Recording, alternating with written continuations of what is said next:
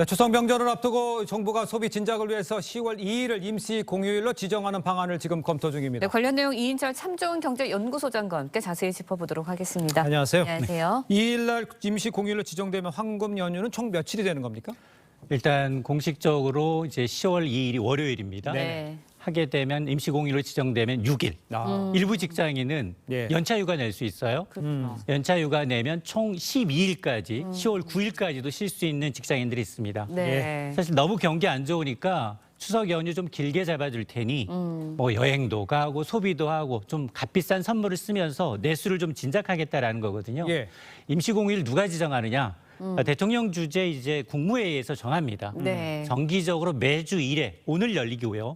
또 시시때때로 사안에 따라서 열리기 때문에 아마 오늘 정도에 이제 지정될 것으로 보입니다. 네, 임시공휴일 지정 내수 경기 활성화 위해서 제식으로 꼽히고 있는 건데 과거에도 임시공휴일 지정을 했지 않았습니까? 그때도 경제적 효과 있었나요?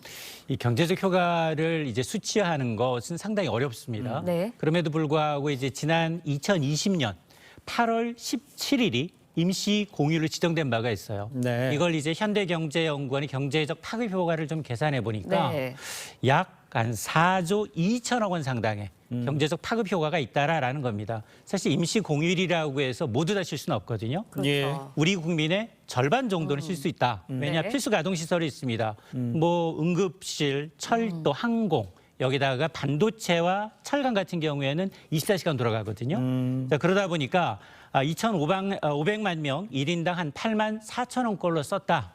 이외에 이제 이 돈에 쓴 거기에 관련된 인건비라든가 예. 재료비, 유통비, 간접적 파급 효과를 감안하게 되면 4조 2천억 상당인데 예.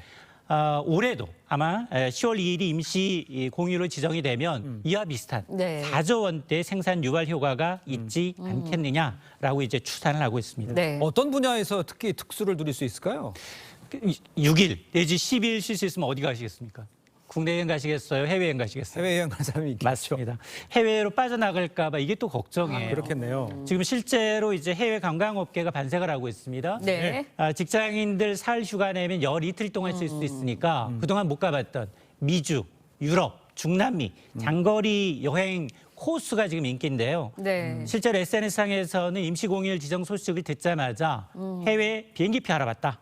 눈치 안 보고 쉴 수 있는데 좀 추천해달라라는 건데요. 예. 실제로 한 여행사가 이제 이 황금 연휴 기간 동안 이제 해외 여행 상품을 비교해 봤더니 장거리 상품 비중이 절반 이상을 넘어갔습니다. 네. 특히나 이제 단거리 상품의 경우에도 일본의 오사카, 태국의 예. 방콕의 경우에는 항공권 티켓의 경우에는 매진됐거나 네. 웃돈이 붙고 있습니다. 네. 그렇군요. 소비자 입장에서야 긴 연휴 반갑지만 긴 연휴 부담되는 분들도 계실 것 같아요. 맞습니다.